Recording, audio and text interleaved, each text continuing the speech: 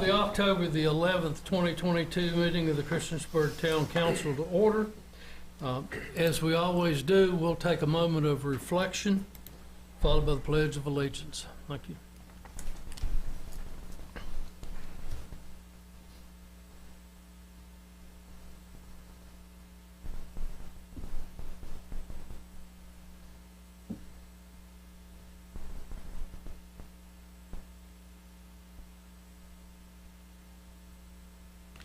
Thank you. I'm going to ask Councilman Bishop if he would lead us in the pledge. I pledge allegiance to the flag of the United States of America and to the republic for which it stands, one nation, under God, indivisible, with liberty and justice for all. Thank you. Are there any adjustments to the agenda? Hearing none, we will move on. We have no public hearing set for tonight. Under the consent agenda, we have the approval of minutes of September 27th, 2022, and to schedule a public hearing for the 2021 U.S. Department Housing and Urban Development HUD Community Development Block Grant CDBG Consolidated Annual Performance and Evaluation Report. I'd like to set that for October the 25th. I make a motion to approve the consent agenda items as presented. I'll second. A motion and a second. Any discussions? Hearing none, Madam Clerk. Yes, sir. Councilman Bishop. Aye. Councilwoman Hicks. Aye. Councilwoman Hockett. Aye. Councilman Jenkins. Aye. Councilman Showalter. Aye. Councilman Wilson. Aye. It is 6-0. Thank you. Under introductions and presentations, we have Elijah Sharp and Kathleen Armstrong for the Newer Valley Regional Commission and Beth Lohman, Friends of the Huckleberry, to present the Huckleberry Trail Plan and role of Friends of the Huckleberry.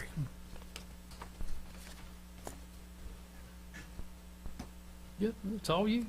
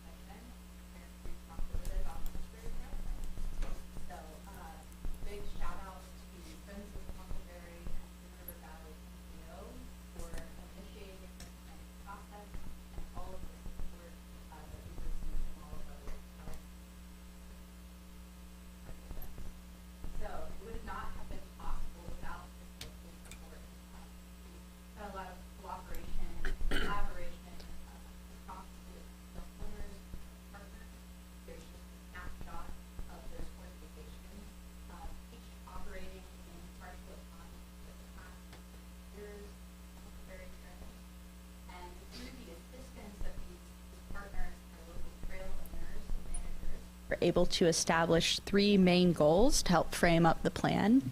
The first goal, to capture ideas about the future of the trail and begin to identify areas that are mutually beneficial for collaboration, document how the Huckleberry Trail is managed today, and hear from other long-distance trail managers and trail influencers.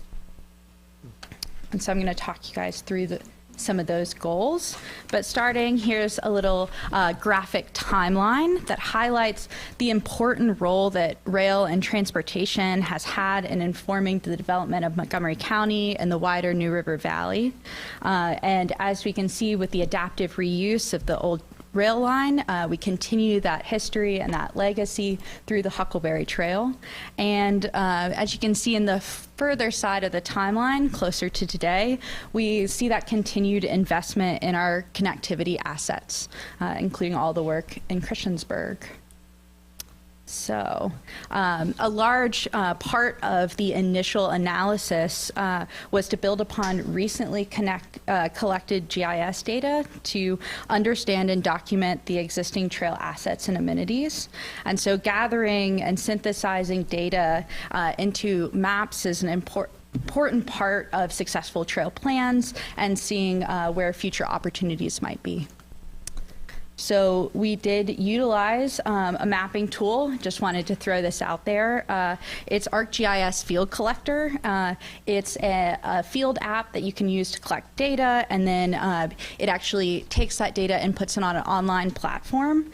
And so this makes it open to sharing. It is also a format that's legible between the trail owners. So it's a great way to kind of build that understanding of assets and opportunities. So a little snapshot of it. It's got GPS accuracy. You can decide on typology to collect the points, and then attach photos. So we have this kind of building knowledge. And so some of the data that we collected included identifying and locating and documenting existing assets, which include things like parking, water, restrooms, bike fixing stations, parks and park amenities, and trail assets really support and inform the user experience along the trail. So here is a map of the collected existing assets. And as you can see, distribution of these assets are pretty consistent, and attempts to make the trail experience more uniform is naturally taking place. But noting the spread of assets geospatially allows for prioritization of future planning efforts. So we can see that there.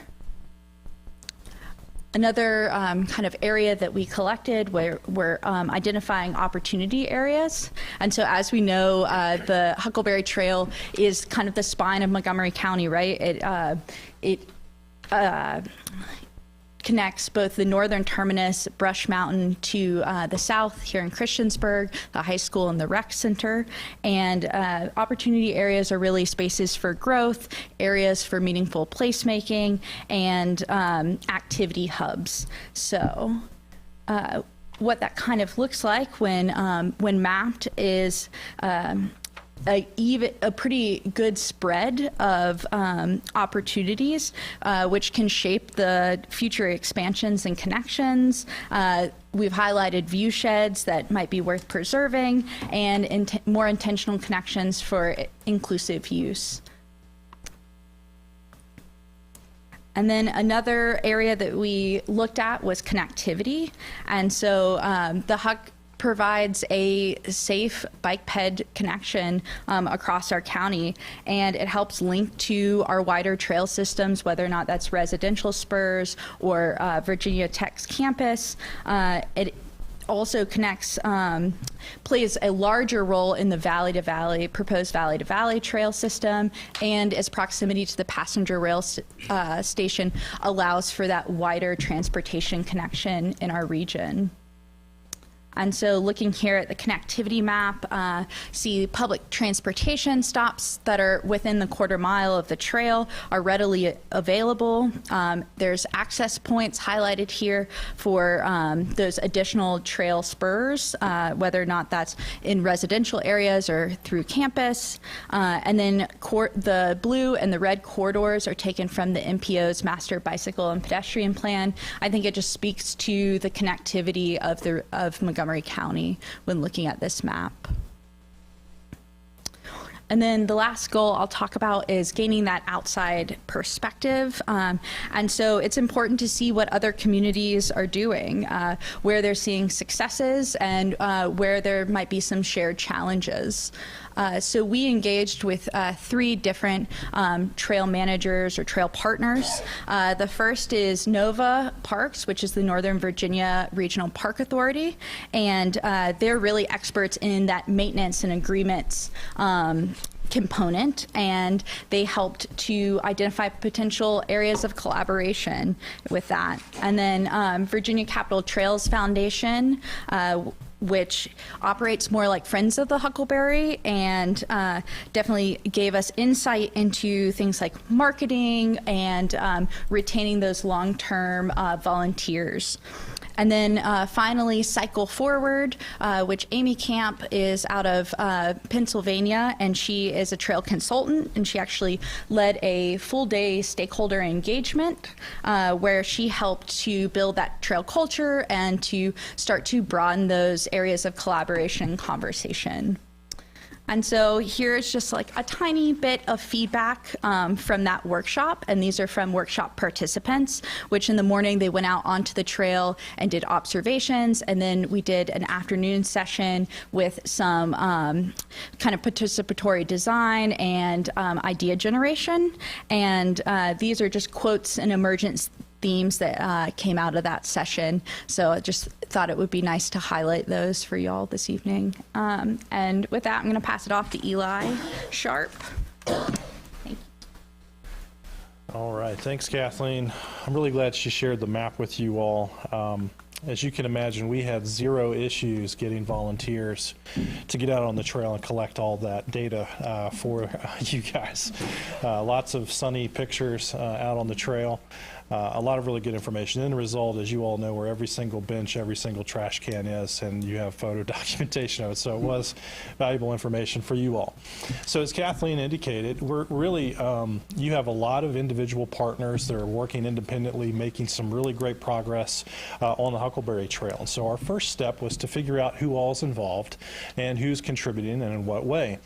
And so we came up with this really cool 70s retro graphic. We didn't tell Dan Brew the MPO how much time we spent on it because he was helping pay for the plan. I'm just kidding. We contributed some cash too, but we think that this kind of summarizes the 5 key partners of the Huckleberry Trail, and then it just provides kind of some of the upfront foundation for how you read the plan. If you're looking at strategies, who would contribute in what way and what would their role be. So you can see that Christiansburg, Blacksburg, and Montgomery County are all trail owners. They maintain the trail. They're responsible for planning, also doing a lot of trail expansion and connections. And Virginia Tech and Friends of the Huckleberry are trail partners in the plan.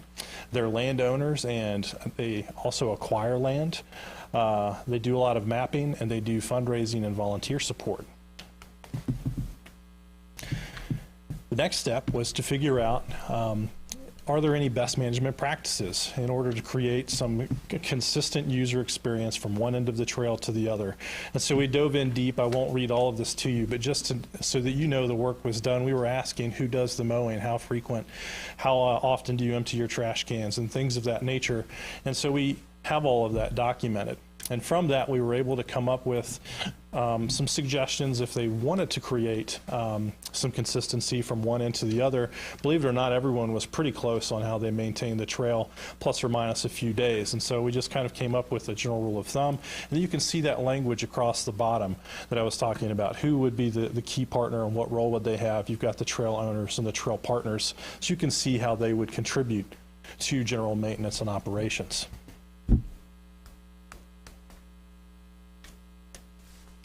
The next fun thing that we jumped into were design considerations. You can spend a lot of time here critiquing your own trail and comparing it to others in different communities. We really honed in on these 4 different resources that are doing a really good job, and we kind of broke out their best recommendations across 3 general environment settings. So we've got rural, suburban, and urban settings.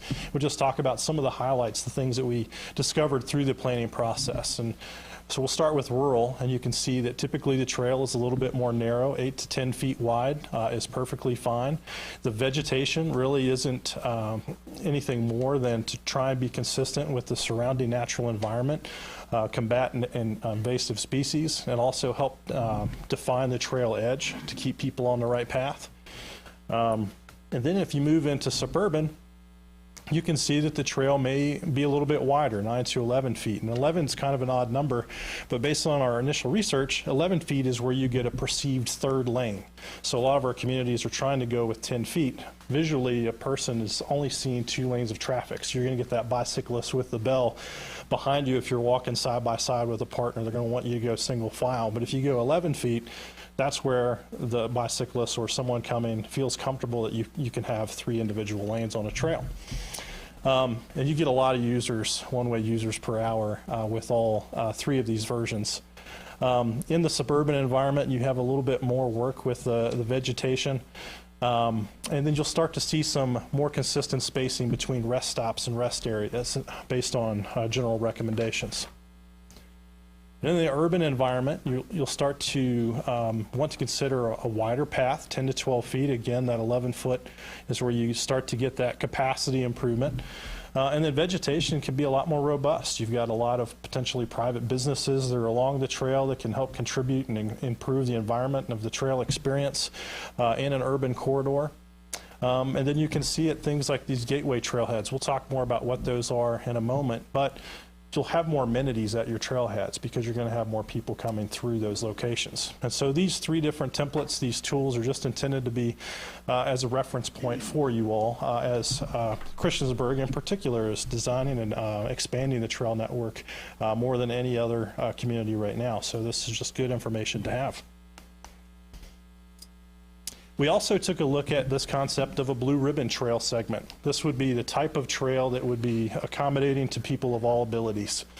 And so we identified a few segments that we would suggest if we wanted to market or promote those trail segments. They're often more flat, less topography, but they also have ADA parking spaces. And then they do cool things with the design along the trail, like if you put a bench in, you leave a 36 by 48 concrete pad beside of it.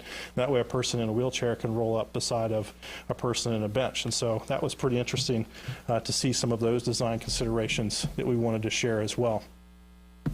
We also had one-on-one meetings with each of the 5 partners, and we had a lot of different ideas that everyone had. And what we wanted to do was see which ideas had the most consensus for potential collaboration, things that we wanted to be consistent, and which things maybe we're not quite ready to move on or work together on. We're wanting to work more independently in our own environment on.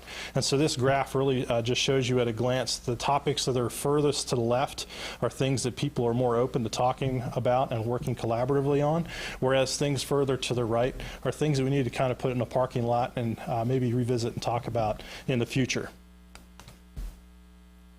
So in summary, we do have a plan for collaboration. Everyone's top priority is to maintain the existing trail at the highest possible standard, and each of our communities are absolutely doing that with all the resources that they have. They're doing a great job. The next thing is to continue enhancing the connections to other alternative transportation systems. So expanding trail networks into neighborhoods or employment or activity centers, connecting to things like transit or bike share or carpooling. Anything of that would be an alternative transportation resource.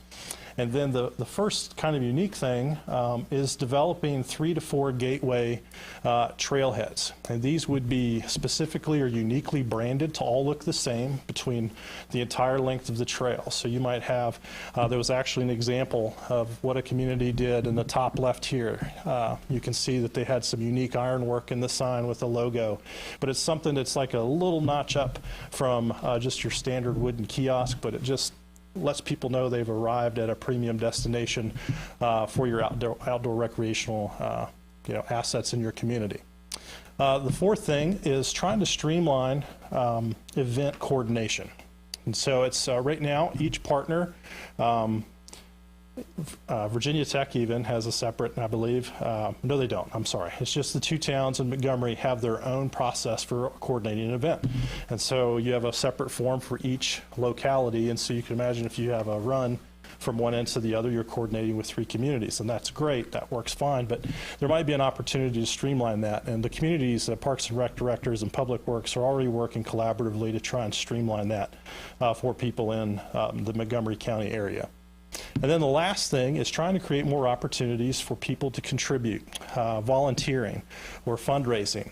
Would love to show you the map of benches along the trail. We're doing a great job with benches.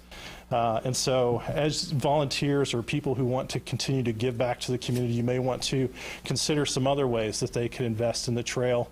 And there's some ideas there with tree groves or plantings, et cetera. But the other really big one that's super easy that other communities are doing is they've created an ambassadors trail program. A trail ambassadors program, which is a group of volunteers who are basically equipped with information. They have things like bike fix-it kits with them, and they can help people on the trail know where they're at and how to get to different areas in the community. So you probably have quite a few people in the community that would love to have a really cool Huckleberry Trail branded helmet or a polo or a nice shirt of some kind. Really low cost to you all and potentially really high benefit and very successful in other communities. We also have a vision plan, which includes some longer term things, some things that are a little bit more aspirational, potentially priorities for an individual partner, but maybe didn't quite have consensus amongst all five. And so we tried to capture all of those, and they're available in the plan for you to check out. And so, in summary, what we tried to do is capture ideas about the future of the trail and identify mutually beneficial areas for collaboration. We wanted to document how business was done today, and we wanted to hear from long-distance trail managers and trail influencers. This is the first phase of the Huckleberry Trail Plan. Longer term, we'd love to continue the conversation and do some more longer-term visioning, expanded public engagement. This was really a lot of one-on-one individual community partner conversations. And as you can imagine, the buzz in the community was pretty high. A lot of people wanted to share ideas, and we didn't really get to that phase in this planning process. And then also talk about and explore, the origin and terminus of the Huckleberry and all of its connections in a little bit more detail. We had a question, where does the Huckleberry Trail start and where does it end? And we weren't really ready to get into that conversation just yet because we don't know. And so those are all good things that could be in a future version of the Huckleberry Trail Plan. And with that, I'll turn it over to Beth for some more from Friends of the Huckleberry.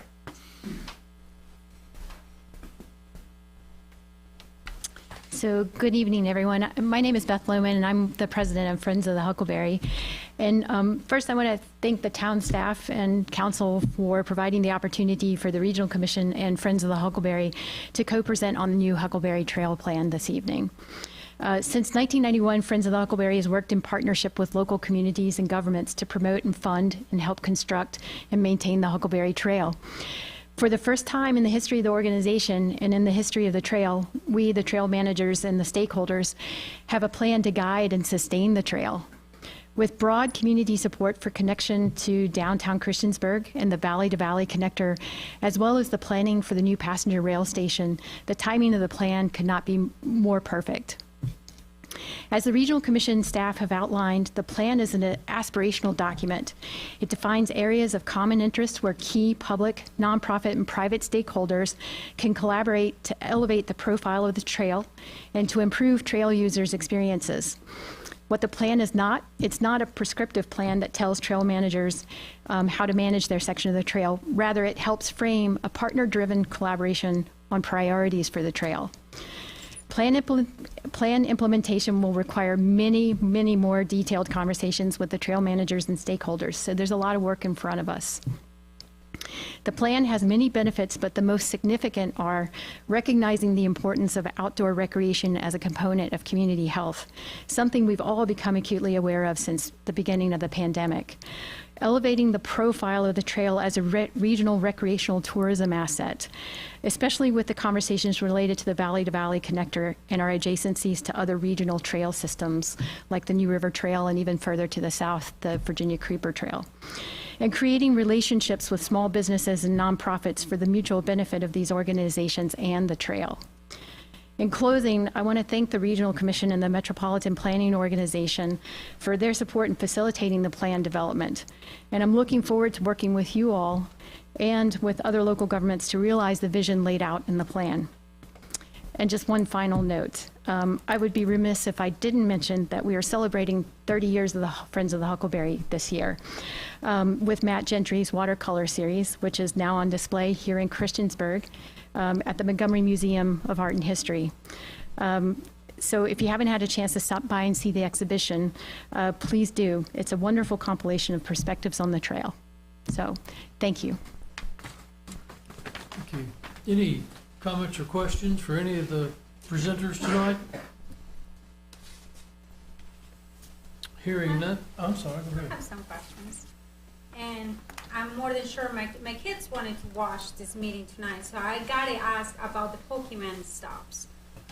How do they work? Can you implement more or whatever? Because my kids will they love going walking and they make me walk finding those things. So now I'm addicted too. So do you know anything about that? Can you tell me anything about that, or you guys have nothing to do with that? You guys, we did not get into the Pokemon, but I know that geocaching, is that right? Yeah, geocaching is like a pretty popular thing that can be administered by any organization. So if the town of Christiansburg, Well, Mitchell Hall is the Parks and Rec director for Montgomery County, and Mitchell can tell you all you want.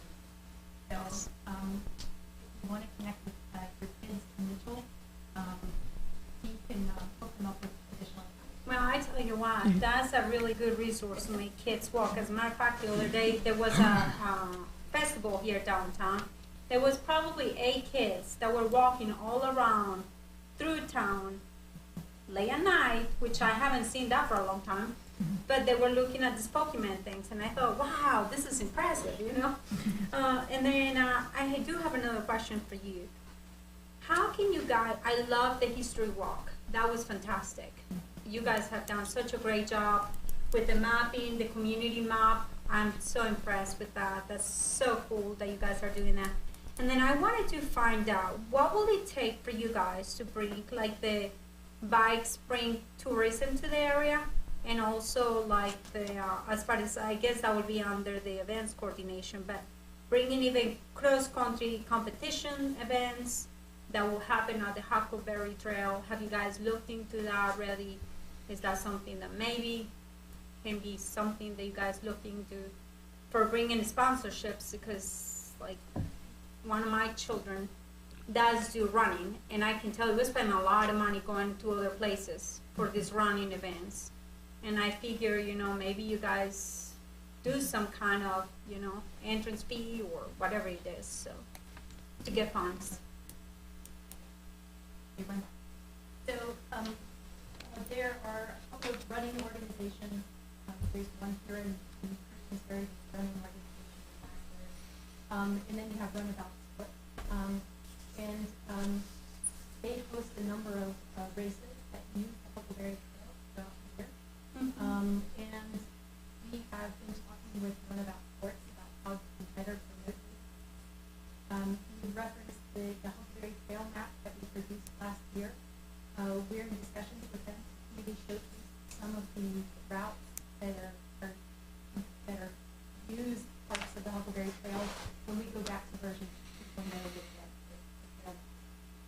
So we are looking at a number of things. The other thing is that with regards to bicycling, we have been looking at how we are positioned within Montgomery County in relationship to other rail trails in the region, like in West Virginia, like far Southwest Virginia, Eastern Virginia, and how we market ourselves. I know myself, my husband and I, we make trips all across the country, and we will go 50 miles off of our path and go ride a rail trail. And so there are many more people like us across the country, and so I think we're in a great position to leverage that in our marketing, and that's something that we're starting. And I don't know. I'm just saying that the opportunity's there if you want to leverage the trail as that type of asset. Okay, thank you. So you did have a conversation with the owners and partners about maybe bicycle rentals that we see like on the Creeper, or was that ever brought up during your conversations? Especially since is it the Rome rental bicycles that have now disappeared? The bolts. Bolt. Rome bolts. Roman bolts. It was a road. Was. But yes, unfortunately, we did lose their resources. Yeah. But again, that opportunity is there for a private industry to make those rentals if they're allowed.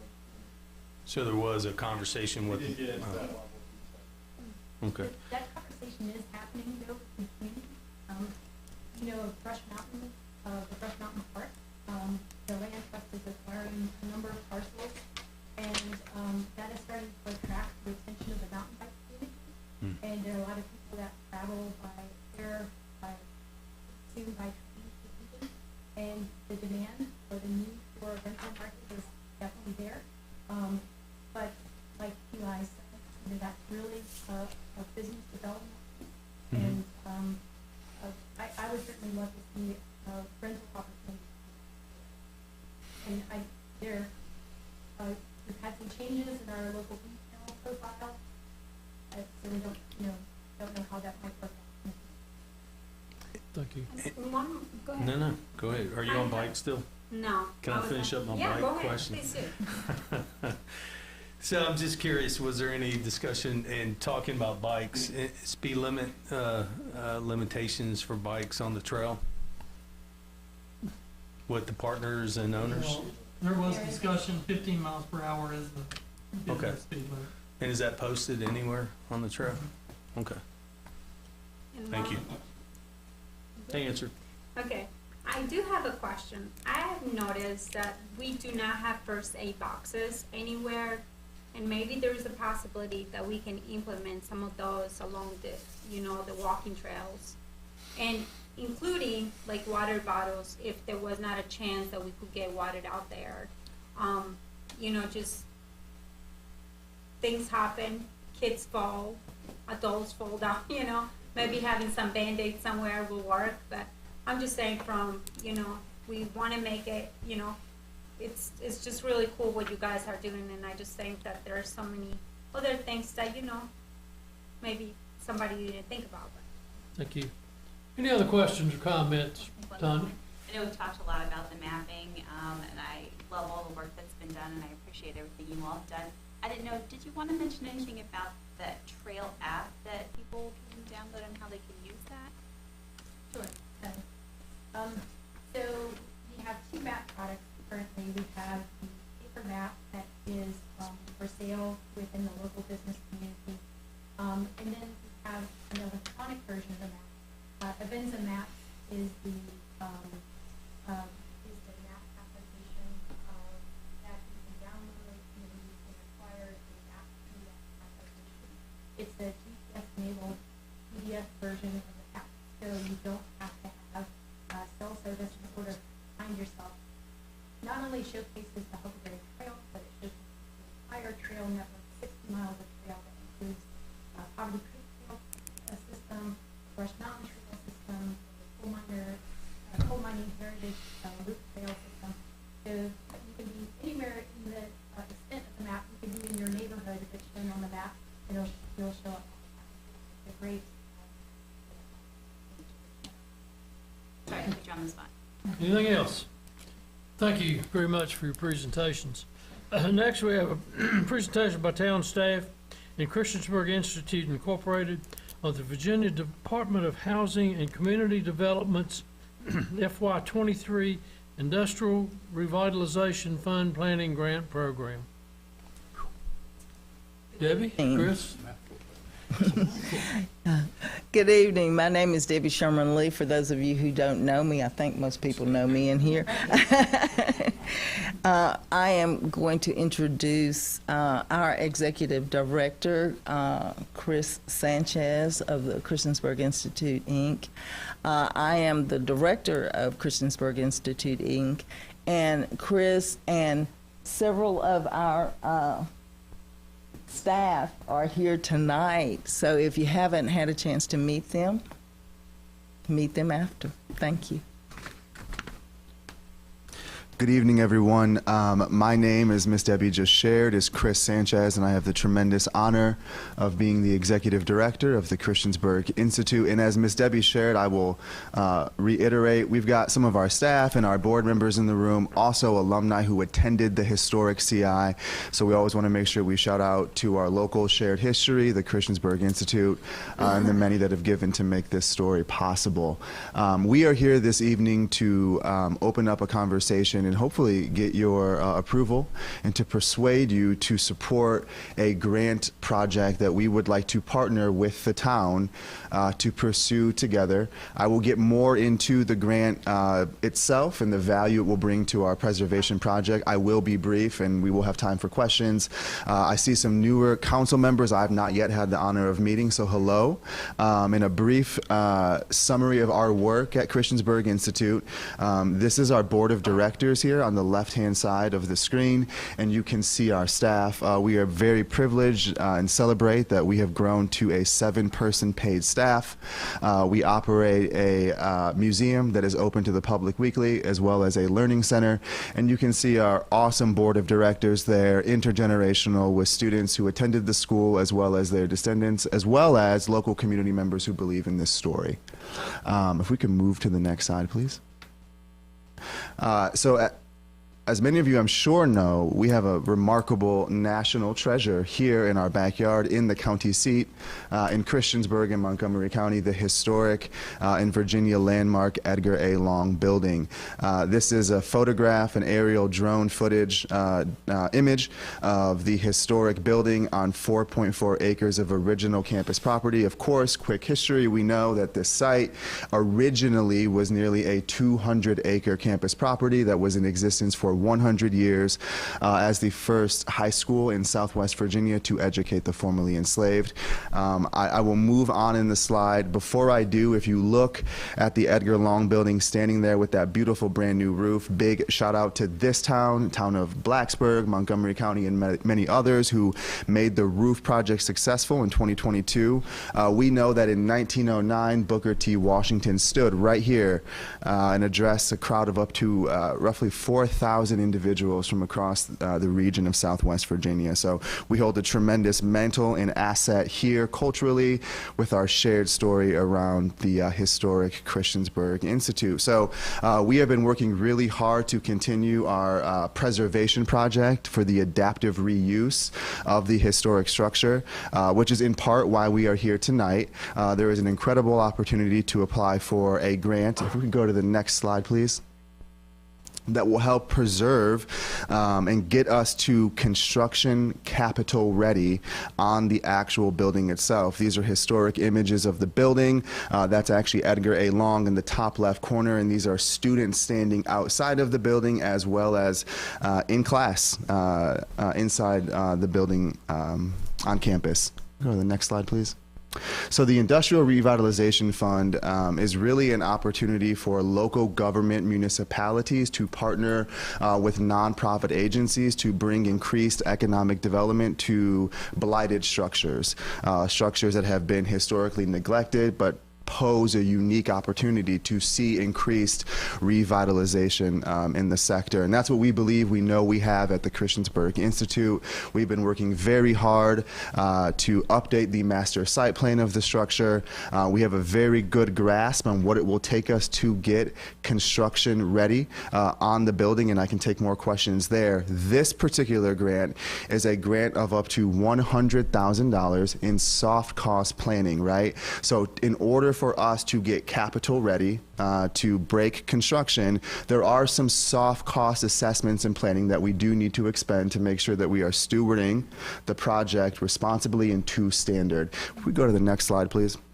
Right here is going to show you allowable activities that this grant will support. We've highlighted in bold text what we will be pursuing pending approval to work together with the town for these soft cost planning needs that we have around the project. And then we've put in green some of the assets we currently have, right? A master site plan, construction budget costs for the property itself, preliminary design concepts and rendering sketches. We have some structural and lead assessment asbestos testing that was done as a result, of the 2022 roof project. This continues our strategic plan of getting the building to be shovel ready. This is the exact kind of funding that we need to get us to that capital improvement stage of the project. So we'd like to work together with the town in partnership. The town would be be the applicant who applies for the grant, and we would be the appointed agent to oversee the implementation, project coordination to successful completion. I'm happy to talk more about that, but that is a summary highlight of why we're here this evening and what we're asking for from support from Town Council. You'll have to excuse me, I get very excited, of course. I would also like to introduce our finance director, who is Ashton King. We've got a really exciting team, and we've really been growing. And then Andre Hash, who is here, who is our development director. And I see Demaya, who is our scanning technician, right? So we're growing as a team, but thinking more about where we're at right now with the adaptive reuse project of the Edgar Long building. This is a priority for our fundraising efforts and to advance the work with the project. Thank you. Question. As far as this grant, is there a deadline when it shuts down? So the grant application is open right now, and it will close the first week of November. The announcement of the grantee who will be awarded will be in December of the current fiscal year, and those funds will be dispersed with a project active project date in June of 2023. Randy, have you looked at this before and see if you can give us an estimate of what it will cost our involvement as far as doing those things? It would mainly be Val's time to basically administer the finances, basically as a fiscal agent. You know, it'd be a little bit of additional work. I don't imagine it would be a tremendous burden. No, probably not a tremendous 340 or probably the most complex one. I mean, and I would much more than a day. We'd have a little bit of step time in the entering into the state CAN system for the Department of Housing and Community Development. The way this program is set up is that the locality or economic development authority would enter it in if awarded. We would enter in the application if awarded. We would fill out within that electronic space. So there would be some time involved there, but I think it would be very limited.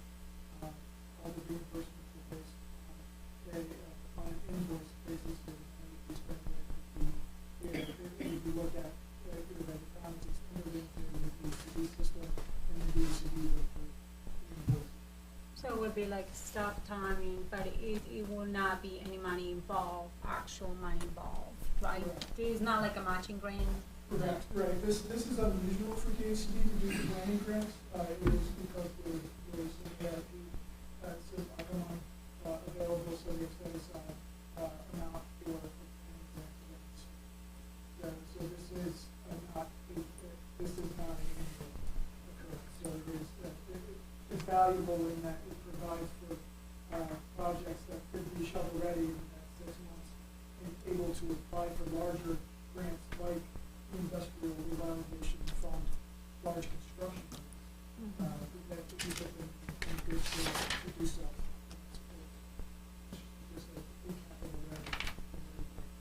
So, you think you can meet this timeline? I'm not in the right. Oh, I'm happy to answer that question. Absolutely. So we have a really good partner working with us who developed the application, who's familiar with the CAM system and some of the DHCD landscape. We are already working on the grant. The good thing is our staff has a really talented grant writing team with success these past several years. So we are 100% confident that we can meet that deadline with an exceptional competitive grant application. This is not under discussion and action by mayor and council tonight, but I am interested in actually seeing that as part of. I don't really think we need to take a formal vote on it. Well, all we need is a head nod that we're supporting this. Is that correct, Randy? It's under item E, actually, for discussion. Okay. Oh, okay. Very good. All right. It's item E. Under, Town participation. Very good. Very good. We'll do better than a head nod then. Any other questions? Well, you might have answered this. Sure. Once the grant has been approved, does the funds have to be used within a certain time frame? So it's a year grant application. Yep. And y'all can use the money? Oh, absolutely. Without getting too excited, we know the millions of dollars it will cost in capital brick and mortar funding to preserve the building. We can absolutely make use of $100,000 in soft cost planning. The second thing I'll say, and I don't want to build too much on it, but it was mentioned that there is a second round of grant application for capital funding, right? So a successful $100,000 grant award makes you eligible for up to $5 million in capital funding, and that would be another conversation for us to have together. But this is that first step in that trajectory. It's a significant step. It's a very, as you know, it's a very significant step. Yep. And Chris, those capital funds that are made available can only be made available if you go through this planning grant first. That's a key correct. step that Yep. has to And you happen. work very closely with the DHCD at every level with their staff along the way throughout the process. Yep. Well, I gotta congratulate you guys for looking into this, obviously, it's really good stuff. Thank you. I'm glad to see something happening there, and I hope that you guys keep it. Thank you. Thank you very much.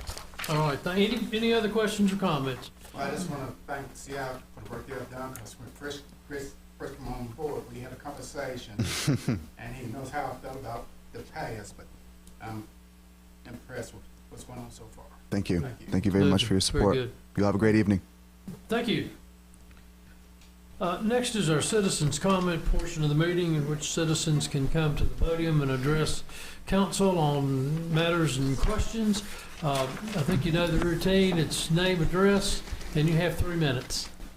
Paul Eichner, 160 Alexa Lane in Christiansburg. My wife and I have been attending the Citizens Academy that's run by the police department, Chief Sisson and Debbie.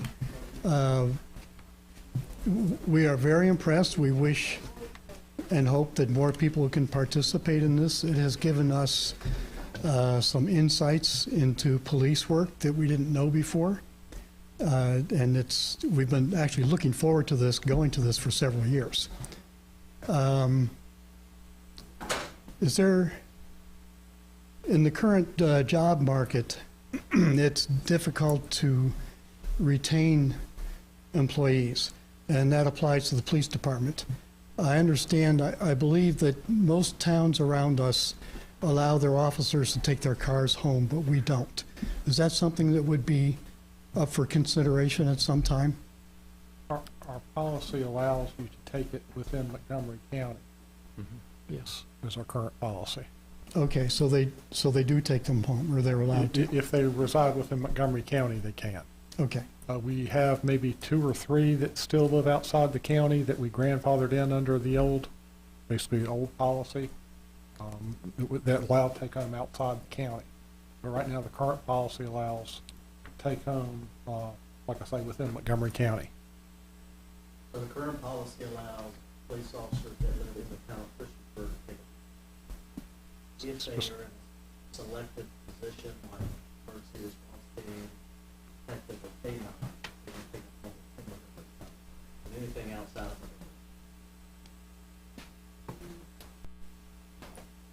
it. If we expanded that policy, would that help in employee retention?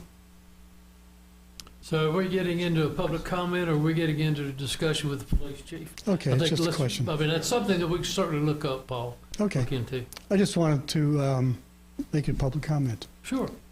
2 other things. I believe that my dog Boo was the first one to play fetch in the new dog park in our new Huckleberry. Trespassing. And I can't wait till that opens officially. It's really neat. And I just want to comment, since we had a presentation about the Huckleberry Trail, our grandson rides his bike from Cambria Street all the way over to Price's Fork and the Virginia Tech campus almost every day using the Huckleberry Trail. We love the trail. We feel better knowing he has a safe place to ride his bike without having to go on very few public streets or roads. So we love the trail. Very It's good. one of the things we like about living here. Thank you, Paul. Thank you. Anyone else? Now's the time, Steve. You want to It's a real good time, Steve. I was gonna let it go. Good evening, Steve Simonis with Balzer and Associates. I just wanted to let council know you'll be acting hopefully tonight on the rezoning case we're working on. Last time I was here a few weeks ago, you did ask me to go back and look at some of the trash collection. We were talking about cans in or out. What we ended up doing is just removing the cans altogether, and we do have a community dumpster shown now on the master plan. So that's in your packet. I'm happy to answer any other questions you had. I think that was council's biggest concern on how we were going to deal with that. So if you have any questions, I can answer them now or when you go into discussion. Thank you, Mayor. Very good. Anyone else? Seeing no one, I'll close the citizens' comments. Any committee reports? Street, central business? Street, nothing from street? Waterways? Meeting next week. Wastewater and sustainability, fire rescue at the end of the month, so. Okay. Anything from finance? Y'all semi-retired now. Budget's done. Mr. Jenkins, Looking forward to next year. Ms. Hicks, central business. Well, I was gonna talk first about agency on aging and the, resident services that they receive. Can I speak about that one first? That's fine. Okay. I needed to bring a report for the fiscal program year for 2021-2022 that I had mentioned the last time, and you had mentioned that you wanted to see some information about that. Obviously, Tina King, the main director, came over here back in, I think it was March of this year, and she had a presentation, but I also wanted to let you know that some of the numbers of Christiansburg citizens that have received services. 79 were the home delivery meals, 79 people received services with a total of 10,699 meals served under that program. Transportation for non-emergency medical trips, there were 55 people served, 959 trips. There was information and referral, 333, 2,988 contacts and referrals. Public information and education, there were 706 items of information, brochures that were given out. Legal services, 30 people were served with 100 hours of legal counsel and representation. There was health and insurance and counseling, 205 people were served with 610 contacts. Homemaker, which is a service that they provide, cleaning services and things like that for limited time, for limited hours to 8 residents. It was 432 hours in home services. Ombudsman, 5 people with 140 contacts, vaccine access, 3 people getting appointments and vaccine setups. So that was the report from them. Obviously, really, really good organization right there. I'm so happy to be a part of it. Thank you. And then central business. A lot of things going on in there.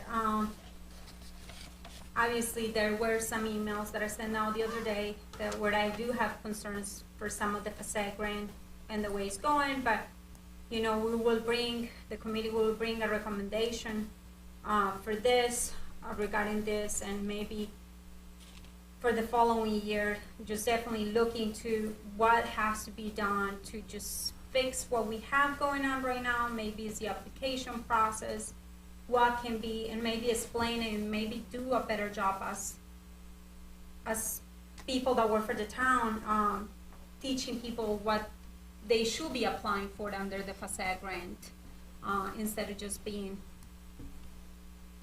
kind of anything in there or nothing. Okay, thank you.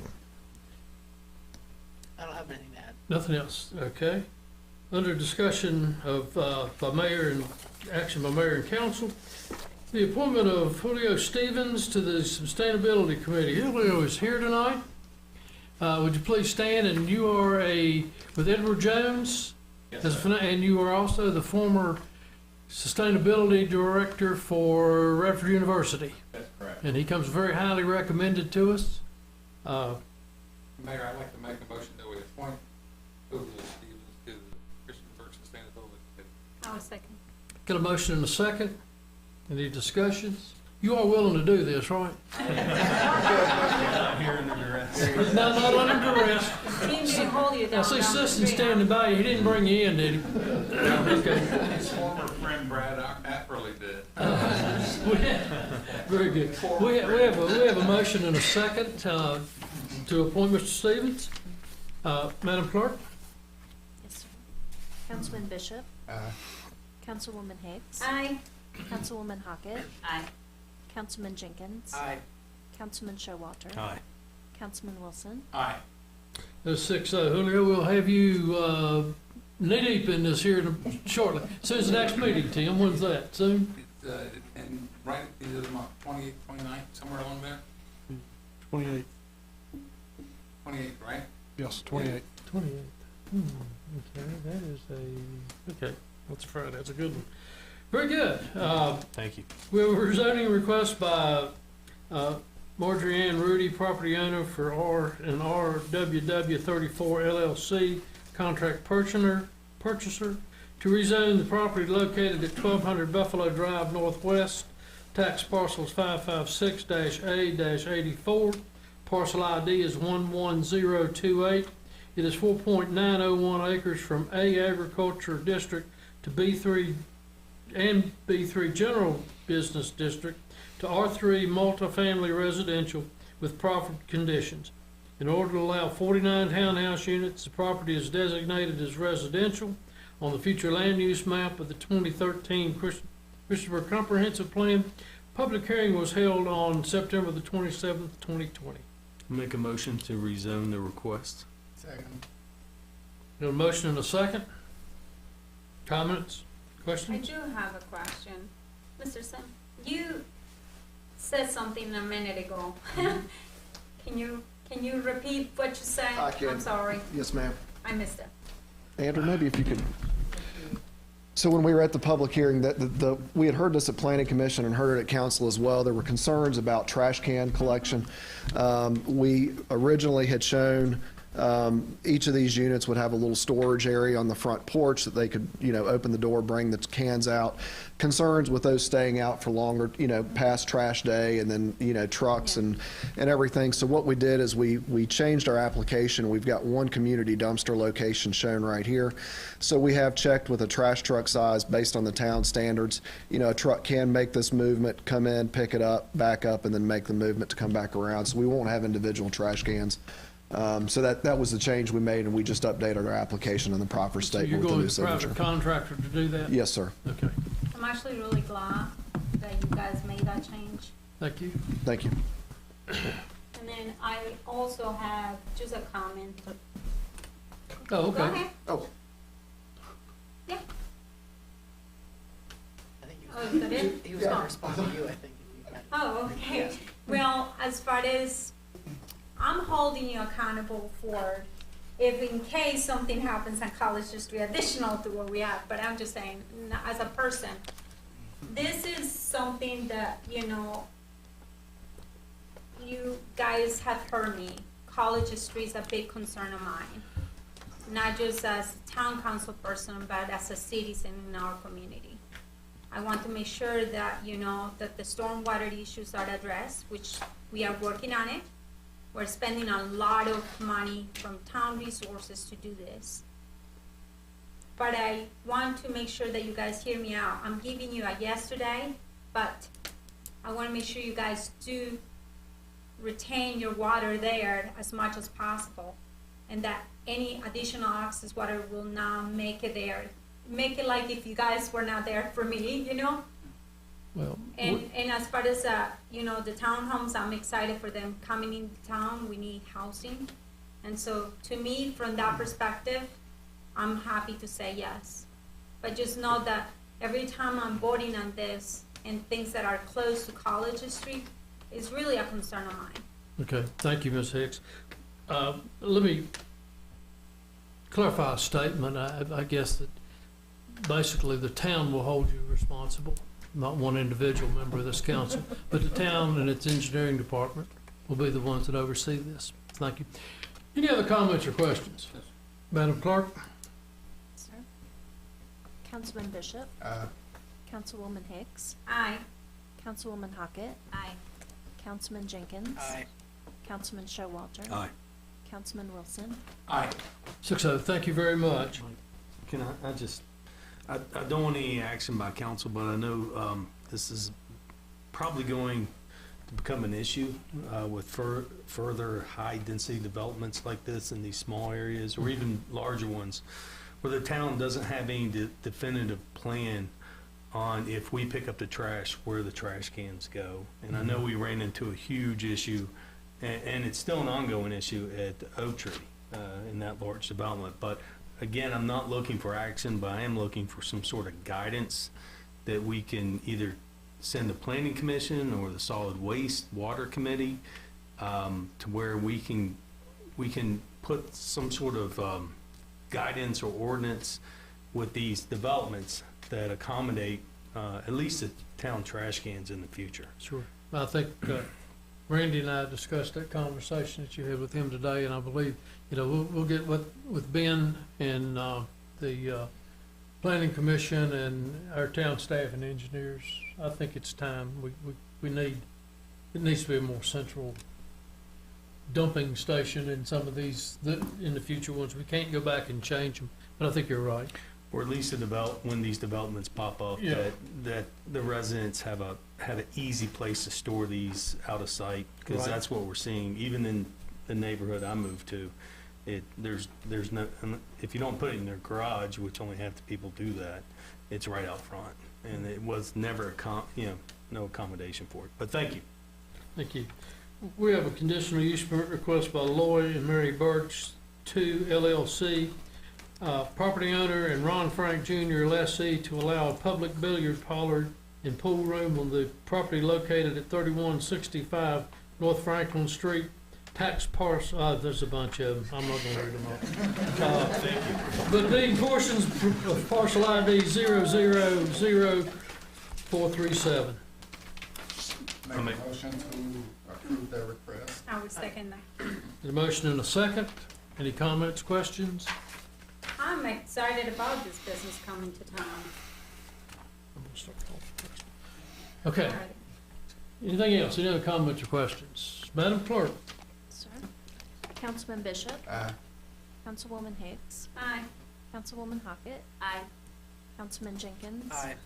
Councilman Showalter. Aye. Councilman Wilson. Aye. That is 6-0. Thank you very much. Ron, congratulations. There you are. Oh, God, is that all still on the second and third page? Yeah. That's all right. I cut it down about 30 minutes. Revisions to the Community Support Grant Program. I make a motion that we approve the revisions to the community support grant program. Second. Yes. Motion and a second. Discussion. I thought we were gonna have another work session on the community support grant program. Well, I think this is, Yeah. I don't know. I thought that we had, it come before us and asked that we put a policy in effect. So now, if you would rather you review this for 2 weeks and vote on it, you can ask to table it and give everybody a chance. But I do know that Val sent this package out 3 or 4 weeks ago. Yeah. So it's been sitting there. So, but that's, if that's what you want, or if you would rather have a work session, Well, maybe I could just give my comments, and then if council still feels that they'd like to vote on this, then that's fine. But I do feel like Val's and team have done a great job addressing a lot of the comments and concerns that were brought up from our work session.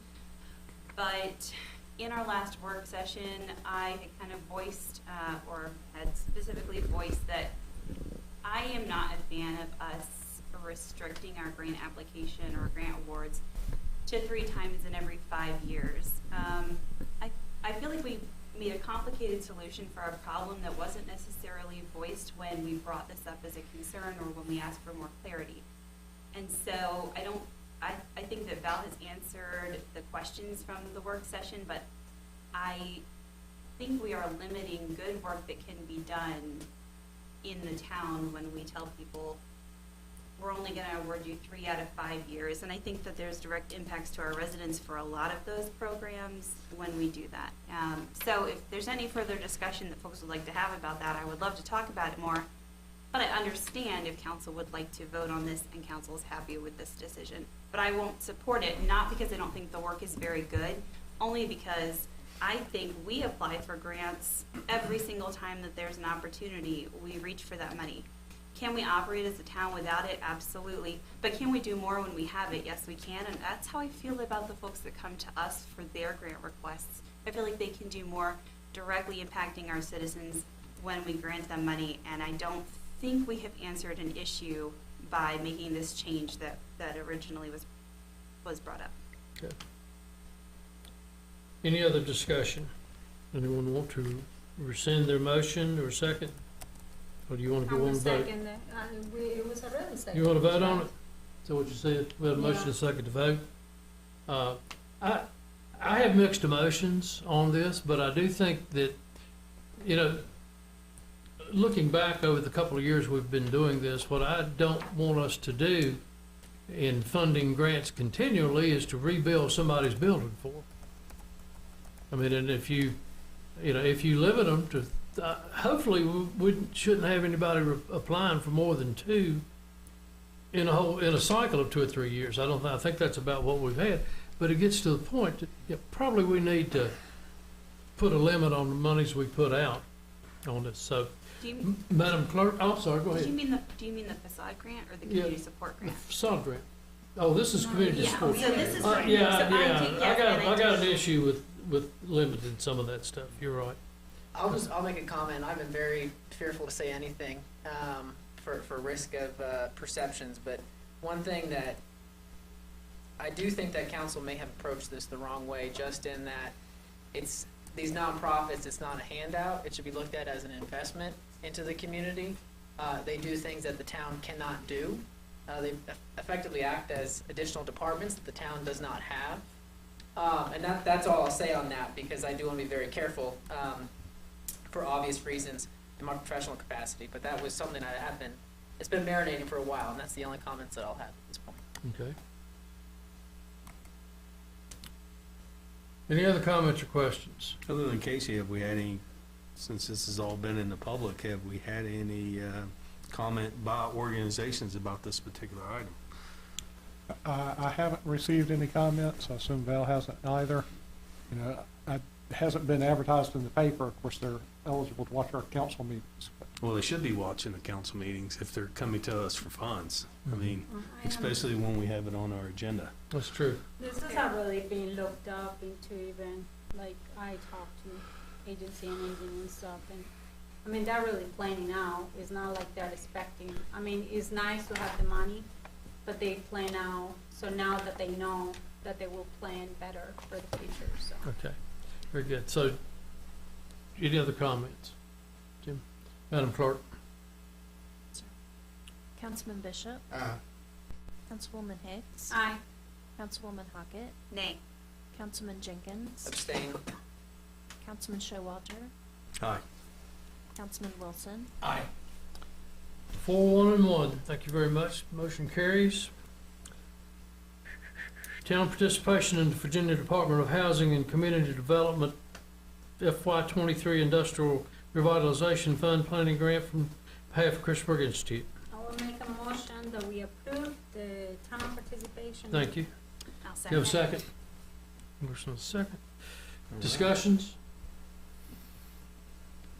Madam I Clerk? was just finishing it out, but yeah, I'll make a motion on everything that was in there, under the item. Yeah, you did move to approve, and that's all I needed. We knew what we were looking at. Madam Clerk? Yes, sir. Councilman Bishop? Councilwoman Hicks? Aye. Councilwoman Hockett? Aye. Councilman Jenkins? Aye. Councilman Showalter? Aye. Councilman Wilson? Aye. 6-0, thank you. Naming of entrance road into the Christiansburg Huckleberry Park. Randy, is that yours? It is. Is it Brad's? Is it? I thought we had a name on something. We have a name for the, I guess, kind of the boulevard that comes off of Peppersburg. Connector there, Road. Signal. That's been named. Yes, and that is Booker T. Washington Yes. Parkway. Okay. What we're looking to name is basically kind of the entrance road off of that into the park. And I guess that's for 911 purposes as much as Yes. anything else. The Parks and Rec Commission has recommended Huckleberry Park Drive for that, and that works with 911 as far as, no conflicts. I'll make a motion to approve. Second. Motion and a second. Discussion. I think that's an excellent name. Madam Clerk? Can you, one second. I'm sorry. Can you tell me a little bit about, I understand the whole thing about 911 and everything, but naming the entrance to road, how does that work as far as the one about Booker Washington? Because Booker Washington, I thought that was the whole That is really the connector route that will connect from Peppers Ferry Road to North Franklin Street eventually. Right now, it's kind of is the road into the park there at basically across from Quinn Stewart Boulevard on Peppers Ferry Road. But that road is planned to continue on to Providence Boulevard and Cambria Street. It'll take out the Row Furniture building that we own, former Row Furniture building that we own. There'll be a roundabout there, and it will continue on to the signal there at the Food Line Plaza at what's now called Patrick's Way, and that would be renamed at that time.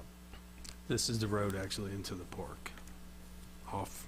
So you'll basically turn off of Booker T. Washington on to Huckleberry Park Yep. Drive. Correct. Onto this street. Okay. I like the fact that it's gonna be named the same, pretty similar to the park, so it doesn't send people somewhere else. As far as the Booker T. Washington, how does that, so right now there is nothing named Booker T. Washington? The road that will be built into the park from the light to the entrance of the park will be Booker T. Washington Oh, Parkway. got it. Okay. Thank you for the explanation. Very good. Any other comments or questions? Madam Clerk? Councilman Bishop? Councilwoman Hicks? Aye. Councilwoman Hockett? Aye. Councilman Jenkins? Aye. Councilman Showalter? Aye. Councilman Wilson? Aye. That was 6-0. Thank you. Christiansburg Huckleberry Park Sponsorship Program, Mr. Epperly. And all. I think you've had quite a committee meeting on this, haven't you? Yes, we've Within had the town. a little bit. Mayor, council, thanks so much for letting me be here tonight. Just sort of want to talk to you a little bit about where we are on our plan for our sponsorship with the Huckleberry Park, Christiansburg Huckleberry Park. So as you know, just some amenities of the park, that's sort of some selling points from a sponsorship standpoint. We do have an opportunity for some out parcels. There's all-inclusive amenities from a playground perspective, also some ADA accessible trails. We have pet-friendly play areas that will be in place. Actually, as mentioned before, the turf's already going down. It is really neat to see. There will be special event locations, whether that will be just in the open grassed areas or it could be within the multipurpose fields, just a variety of different things, hilltop pavilion and those types of items. Walking trails in mindfulness relaxation garden, and then obviously the multipurpose field. So those are some of the little main areas of the park that sort of will stand out. And they're starting to stand out even more if you've been there recently to see some of the turf going down and those types of things. It's pretty special to see. How we got here. So from a sponsorship standpoint, you know, there's not a ton of relatable information out there, but what we did is we researched other athletic facilities within and outside of Virginia and spoke to just different people that this is their line of work and was able to develop this plan from those types of items. We basically market researched our regional sponsorship opportunities. As you can imagine, we've got 2 universities that we're in between, so there's also sponsorship opportunities that they look for as well. So you have to look at those items. Then you have to look at what you have from a business standpoint in the area that you can go and look for those sponsorship items. consideration of value, visibility, and benefit to sponsor. No one's going to sponsor you if they don't have a benefit to it. And there's a variety of benefits. It could be as simple as signs. It could be social media items. Just there's a variety of different avenues there for that. And each sponsor is a little bit different in what they're looking for. So, partnership highlights, these are things that make Christiansburg attractive. Our area is inclusive. A lot of the amenities that we have will be inclusive. We're connected. We have lodging, shopping, restaurants. We expect to have hopefully close to 200,000 or more visitors in the first year once we are established. You look at it from a standpoint, and on one side you have residential area, then you have this nice park. And then on the other side, you have commercial, and you have movies, you have restaurants. So it's a really great area right there, right in the middle.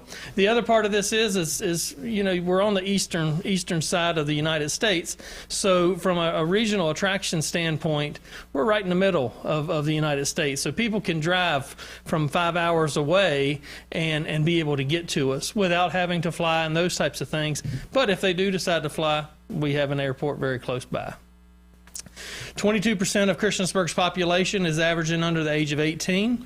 While we hope the Christiansburg Huckleberry Park will serve a hub for everyone and their recreational likes, this definitely shows another level here of inspiration to our youth within our community. Our first level and one of our most important sponsor levels is our diamond sponsor. This is the naming rights to the park. And so with that, it is a 10-year plan. $750,000 would be what that total is. It can be paid in a whole sum, or it could be paid in a yearly sum as well.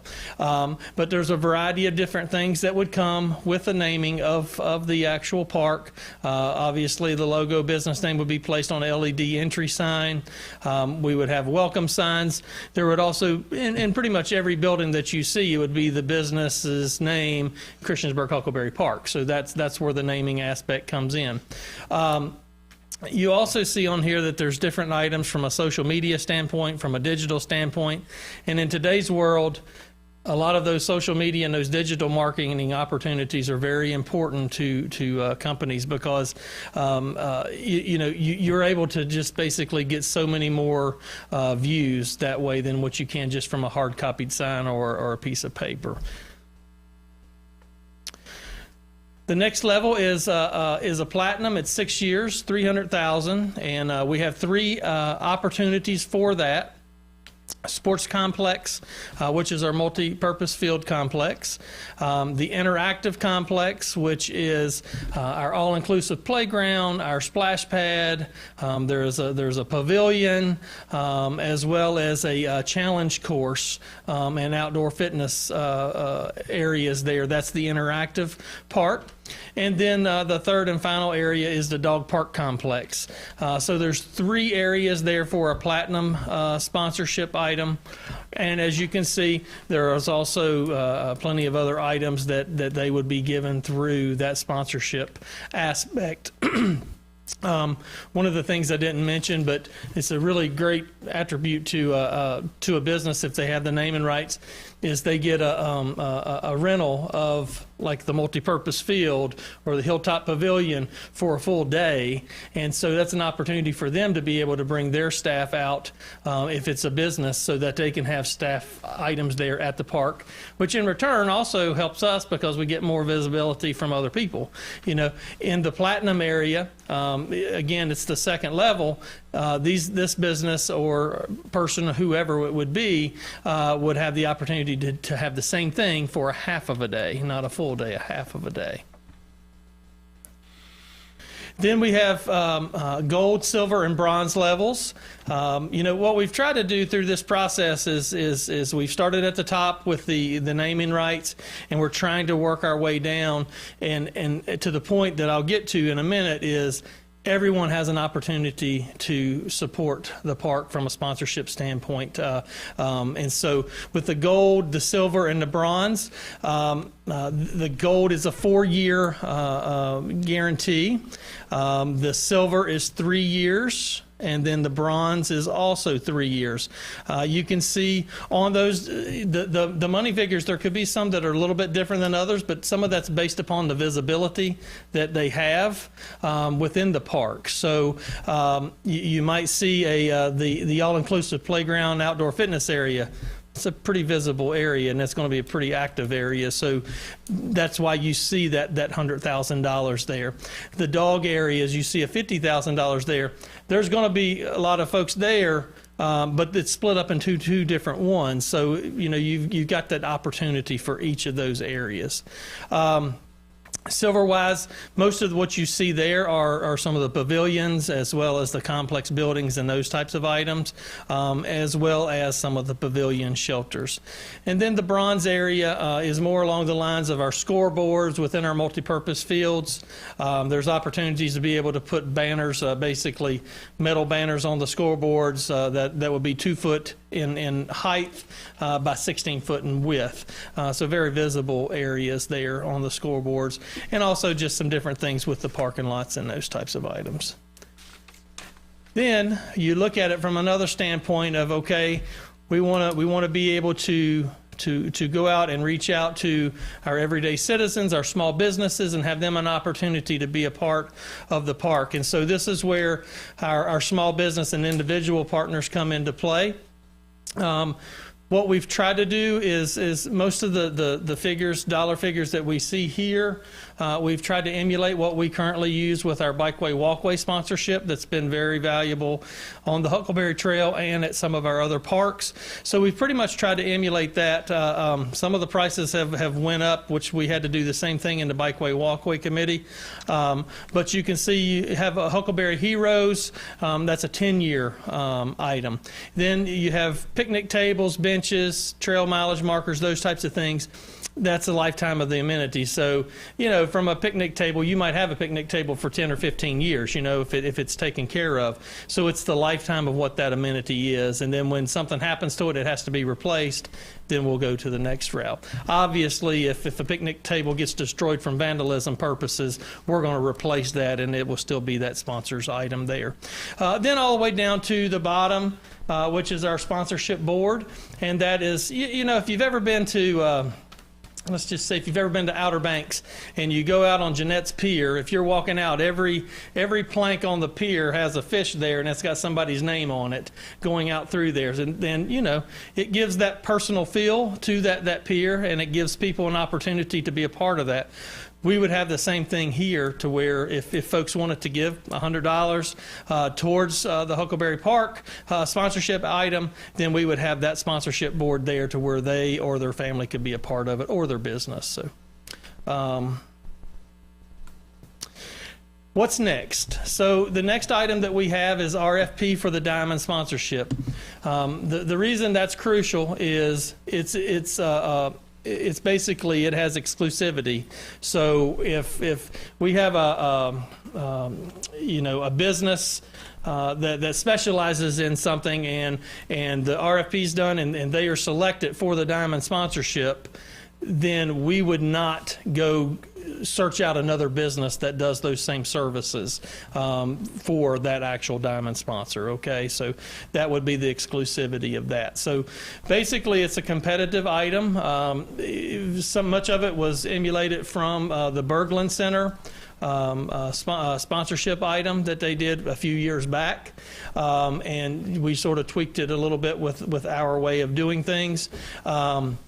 But this provides that opportunity to reach out. Obviously, from a Diamond sponsorship standpoint, you don't have a long list of investors that can do that, but there are investors there that can do it. So, you know, you hope that they're the ones that will apply with that RFP process.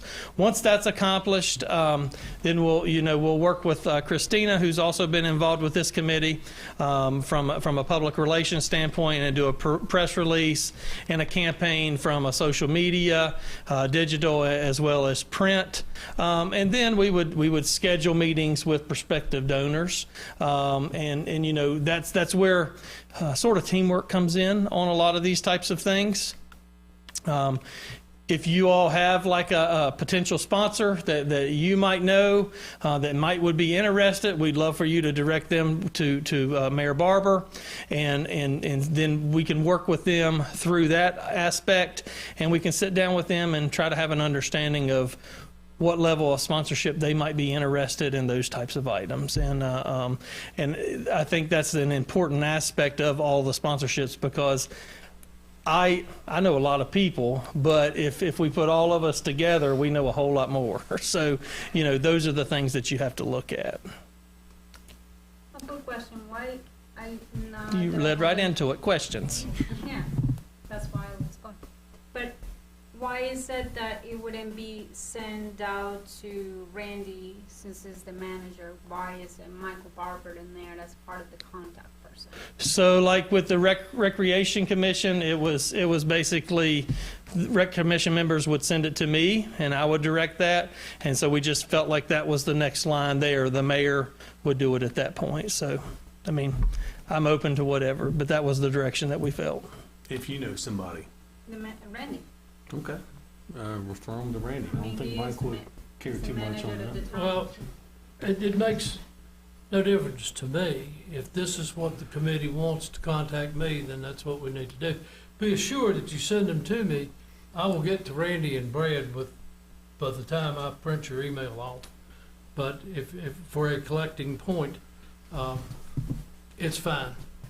If you have somebody that serious, just come to contact the town. Yeah, It's there you that go. simple. This is a sponsorship program. I am grateful that you came out with this plan. I've been looking for this for a while, so I am grateful that you guys listened, that you put the work into it. Obviously, it looks like you have spent a lot of time on it, so I'm glad that you did that. I was gonna ask you about the diamond sponsorship, the request for proposal that you were saying that you will only give it to one of those type of businesses. How will that go and how will that happen? Because let's first say you have, I don't know, the industry. XYZ industry, that's close. Exactly. And so, and you got a whole bunch of those companies, but yet you only promote one. But yet the other ones may want to be a part of that. But yet they maybe didn't hear about it first, or maybe there was, you know, maybe it was that they just didn't hear about it first. How do you go on that? Well, so yeah, it's through a procurement standpoint with an RFP.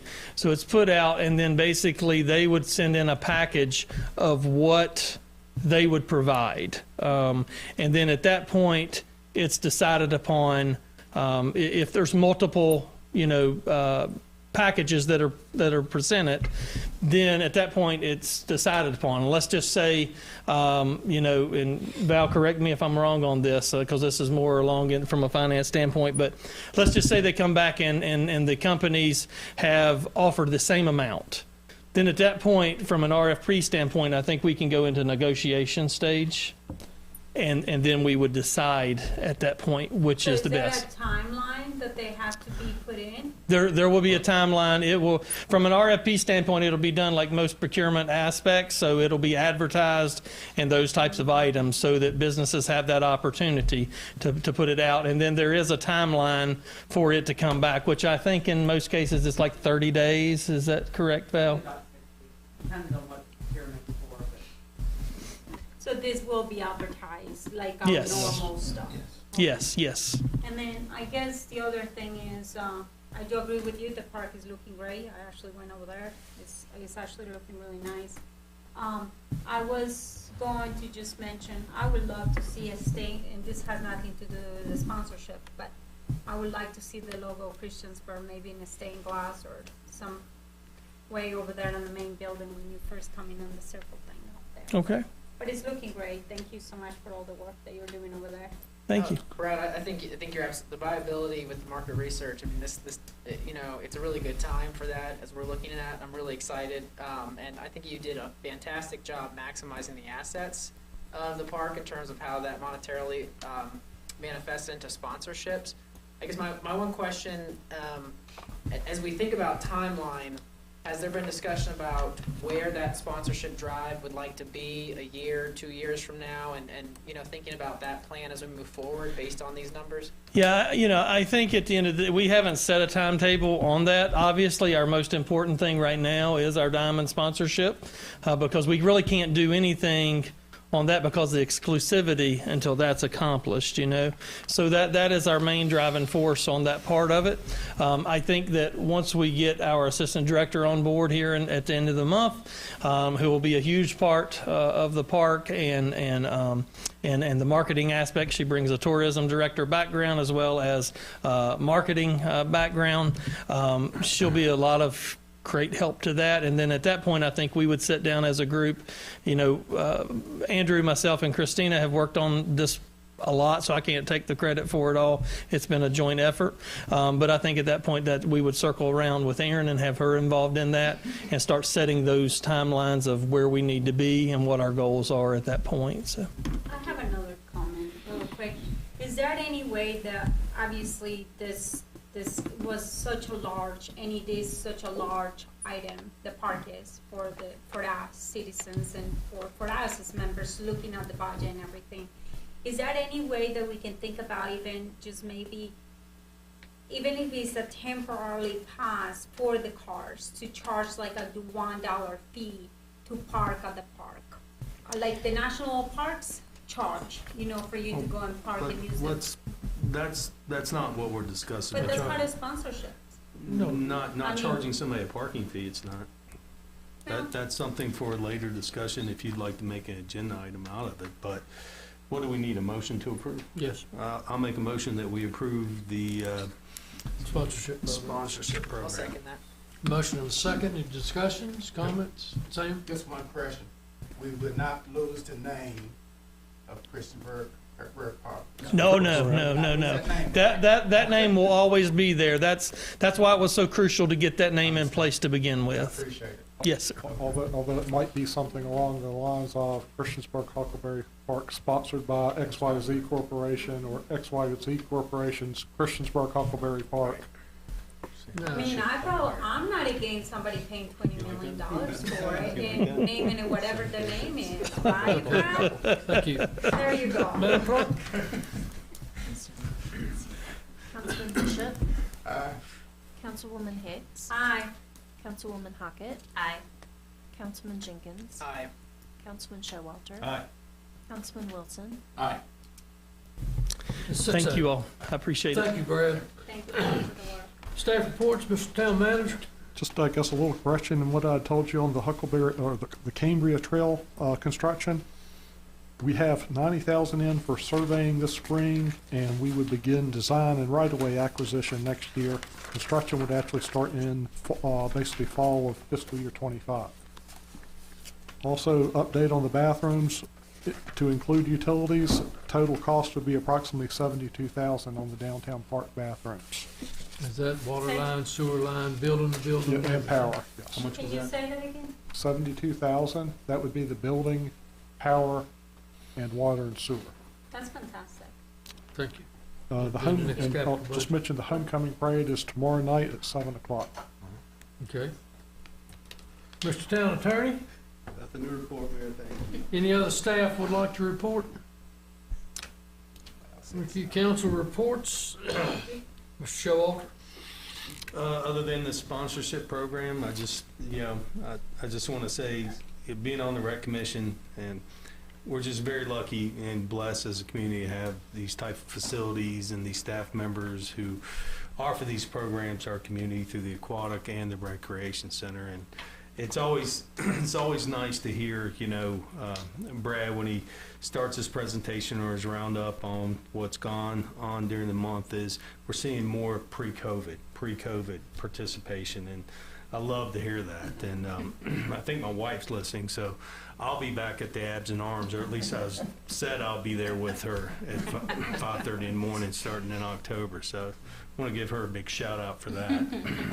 But this is great, and I'm really excited about this sponsorship program too.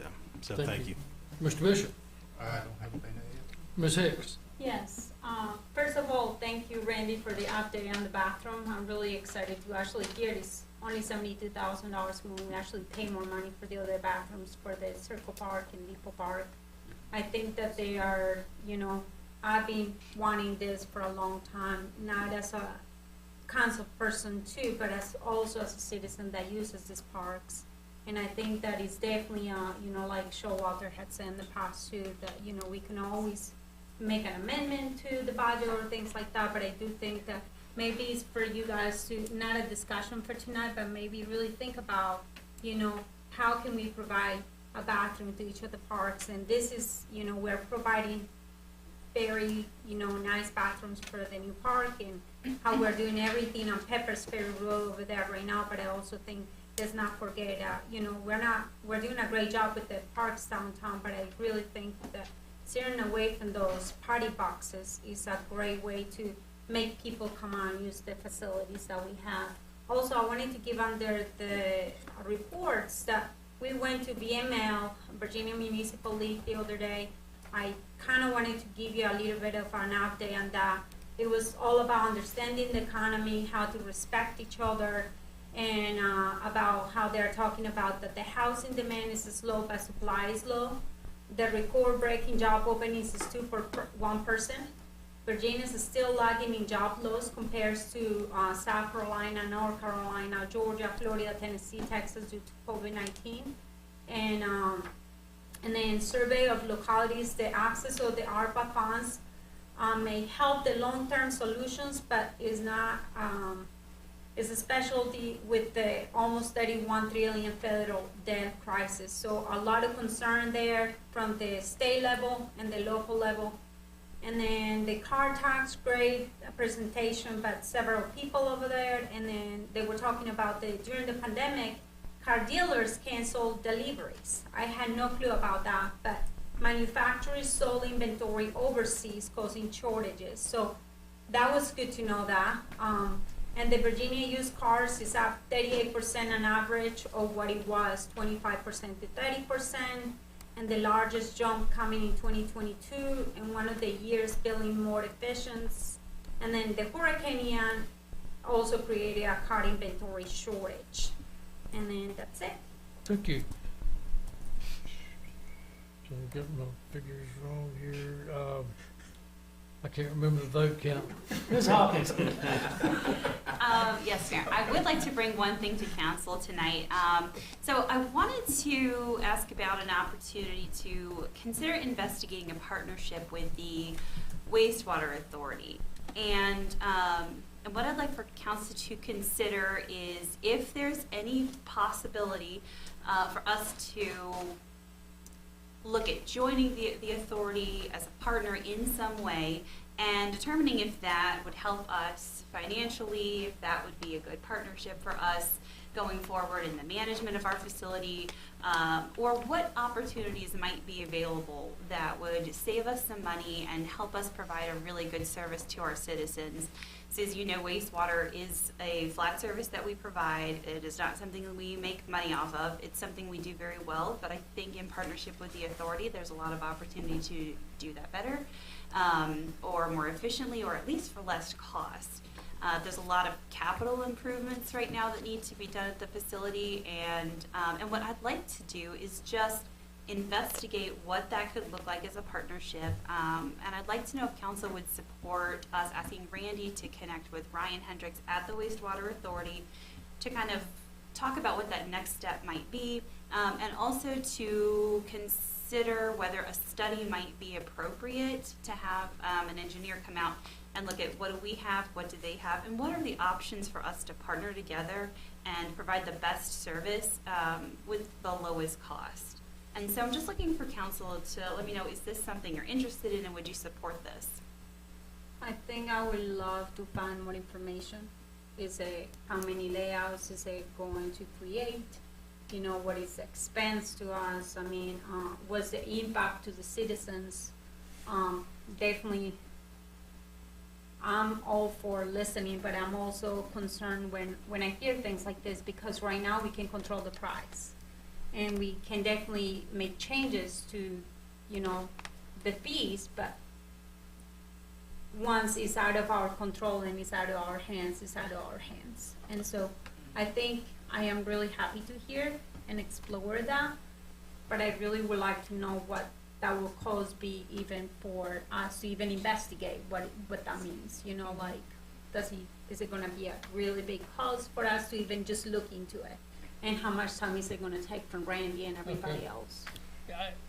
So, That's just from- anybody got questions on that, comments on? I'm supporting Randy to have discussions and see if it is viable before we do any type of, we spend money on any type of study to see if we can do it. So I'd like for Randy to talk to him and report back to us and Like Randy give and us our options. our engineers Yes. and our public works director. I think that's all that the socket's asking for, That's is just, all we need is just to the get discussion, started. and I concur with, that it's We worth may the find out discussion. we've got a heck of a deal where we are right now, but I don't know. We don't know till we ask. It's worth exploring.